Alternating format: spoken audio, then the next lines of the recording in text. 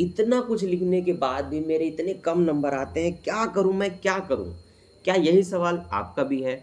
आप सामने वाले से ज़्यादा पेज में उत्तर लिख कर के आते हैं, सप्लीमेंट्री भी लेते हैं, आप बहुत अच्छे से पढ़ते हैं, बहुत अच्छे से याद करते हैं, आप बहुत ज़्यादा लिखते हैं और सामने वाला आपसे कम याद करता है, कम लिखता है।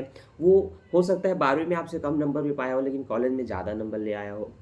तो ऐसी क्या गलती होती है जिसके कारण आपके नंबर कम आते हैं? आप पढ़ते बहुत अच्छा है, आप लिखते बहुत अच्छा है, पर फिर भी आपका नंबर कम आ रहा है कॉलेज में और सामने वाले का नंबर ज़्यादा आ रहा है। तो आप कोई टॉप 10 गलती कर रहे होंगे, जिसमें से आज टॉप 6 गलती के बारे में मैं आपको बताने वाला हूँ। तो क्या गलती होती है जिसके कारण सब कुछ अच्छे से याद करने के बाद, अच्छे से डिटेल से वेल एक्सप्लेन करने के बाद भी आपके नंबर कम आते हैं। लेकिन आप देखते हैं कि कोई बच्चा आपसे कम होशियार होता है, लेकिन उसका नंबर कॉलेज में ज़्यादा आ जाता है। तो वो छोटी-छोटी गलतियाँ जिसके कारण आपके नंबर कट जाते हैं, माइनस मार्किंग होती है, वो गलती आप लोग को नहीं करनी है। वो गलती क्या है? इस वीडियो में उस टॉपिक पर डिटेल से हम चर्चा करेंगे। बताएँगे आपको वैसे टॉप 6 गलतियाँ जिनको आपको दोबारा नहीं करना है, क्योंकि ऐसी गलती करने से आप सभी के नंबर बहुत ज़्यादा कट जाते हैं। फिर आपको लगता है कि कॉलेज ने बेकार चेक किया है, मुझे कम नंबर दिए हैं, सामने वाले को ज़्यादा दिया है, क्वेश्चन ही ऐसा था, फलान-ढिकान, अमका-ढमका। लेकिन लिखते समय जो टॉप 6 गलती होती है, चलिए जानते हैं उनको डिटेल से। गलती नंबर 1, आंसर शीट मिलते ही बच्चे सबसे पहली गलती जो करते हैं, वो होता है ये, स्केल उठाएँगे, देखेंगे कि पूरा सिर्फ इस तरह से लाइन खींचा हुआ है। देखिए, जब पेज इस तरह से हो तो इसको लैंडस्केप कहते हैं और जब ऐसे सीधा हो तो इसको आप पोर्टल बोलते हैं। तो कई लोगों को पोर्टल में मिलता है, पर अधिकतर यूनिवर्सिटी आपको इस तरह से लैंडस्केप में देती है। ठीक है? आप मुझे कमेंट करके ये बताइएगा कि आपकी यूनिवर्सिटी किस तरह की आंसर शीट दे रही है अपने सीनियर से पूछ करके। तो अगर इस तरह से दिया हुआ है, तो बहुत बच्चे क्या करते देखते हैं कि शुरू से सिर्फ लाइन है, ऐसे वाली लाइन नहीं खींची गई है। तो वो क्या कर देते हैं, आधे हिस्से में इस तरह से पेज तो भरना है, उनको पता होता है, पता नहीं कौन उनको बता देते हैं, इस तरह से लाइन खींचेंगे, एक लाइन इस तरह से खींच लेंगे, अब इतने बस में उनको लिखना होता है। तो ये सबसे पहली गलती होती है, इस तरह से लाइन आपको नहीं खींचना है। गलती नंबर 2, जो बच्चे शुरू से अपने कॉपी में जो रेड लाइन यहाँ इस तरह से खींची जाती है, वहाँ पर आप लिखते हुए चलते हैं उत्तर क्रमांक 1 या प्रश्न क्रमांक 1, इस तरह से लिख लिख करके आप किसी क्वेश्चन का आंसर यहाँ लिखते हैं। ये गलती नहीं करनी है। अगर आप पहले प्रश्न को सॉल्व कर रहे हैं, जो कि यूनिट 1 का है, तो सबसे पहला काम होता है यहाँ बीचों बीच इस तरह से इतने गैप में डबल लाइन यहाँ खींच लेना और यहाँ पर बताना यूनिट 1। अब आप बताइए उसका क्वेश्चन नंबर 1 आप सॉल्व कर रहे हैं, तो उत्तर क्रमांक 1 आप लिखिए।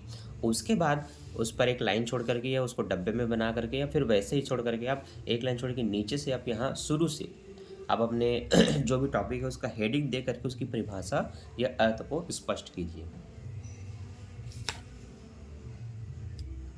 गलती नंबर 3, पेज भरने के चक्कर में कई बच्चे शब्दों के बीच के गैप को भूल जाते हैं। मान लेते हैं पहला शब्द उन्होंने इतने से इतने में लिखा, तो दूसरा शब्द लगभग इतने ही दूरी में स्टार्ट होना चाहिए। ठीक है? आप एक चीनी उंगली की दूरी समझ सकते हैं। लेकिन कई बच्चे क्या करते हैं, इतने में अगर एक शब्द लिखे तो लगभग इतना जगह छोड़ देंगे। ये आप बीच का गैप देख रहे हो, इतना जगह छोड़ देंगे, फिर यहाँ से दूसरा उनका वर्ड स्टार्ट होता है। ऐसी गलती ना करें। पेज भरना अच्छी बात है, लेकिन इतना ज़्यादा अगर आप गैप करते हैं तो भी ये माइनस मार्किंग होती है। आपको ऑलरेडी आप चाहे जितने डिटेल्स और अच्छे से लिखें, आपके नंबर काट दिए जाते हैं। तो ये गलती ना करें। गलती नंबर 4, आप जब आंसर लिखना स्टार्ट करते हैं तो आपको लगता है कि इस एक पेज में मैंने उसका आंसर लिख लिया और आप अगले ही पेज में अगले क्वेश्चन का आंसर लिख देते हैं। बाद में आपको रीचेकिंग के टाइम में याद आता है, रीचेकिंग मतलब जब आप पूरा लिख लेते हैं फिर आप लास्ट में देखते हैं कि सबका सही है कि नहीं, तो आपको पता चलता है इसका 3 लाइन का उत्तर और बाकी है और मैं भूल गया था, इसलिए मेरे को लगा हो गया और मैंने दूसरे पेज से स्टार्ट कर दिया। अब मैं क्या करूँ, क्योंकि इसका आंसर जस्ट इसके बाद वाले पेज में होना चाहिए। अब तो इधर के 10 पेज भर चुके हैं, क्या करें। तो ऐसी स्थिति में आपको उसके आंसर को एक जो रेड लाइन जो लास्ट इतना बड़ा जगह छोड़ा जाता है उसके नीचे ना लिखें। कई बच्चे ऐसी गलती करते हैं, यहाँ नीचे नहीं लिखना होता, ये गलत है। आप यहाँ नीचे में ये लिख दें, आगे देखें। ठीक है। आगे देखिए पृष्ठ नंबर करके आप बता सकते हैं। देखिए हर एक पेज में आप नंबर डाल सकते हैं, या डला हुआ होता है, पेज 1, पेज 2, पेज 3, पेज 4 करके लिखा होता है। तो मान लेते हैं आपने 12वें पेज में इसके आगे का आंसर खाली है और वहाँ आप लिखना चाहते हैं, तो आप लिख सकते हैं, आगे देखिए पृष्ठ नंबर या पेज नंबर 12 ये आप लिख सकते हैं।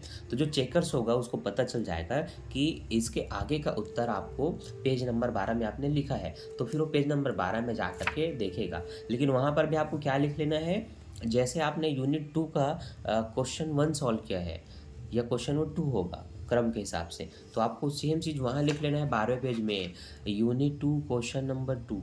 ठीक है।